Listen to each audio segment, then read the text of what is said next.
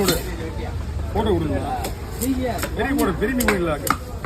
சின்னதாக பரவாயில்லையா பரவாயில்ல வராப்பல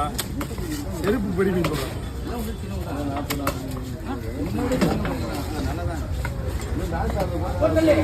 சின்ன மீனாக இருந்தாலும் அது பெரிய மீனாக காட்டணும்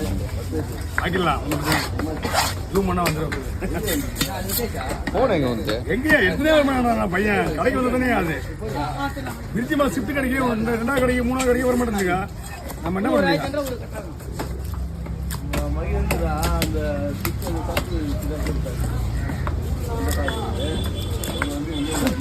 போய்க்கிறான்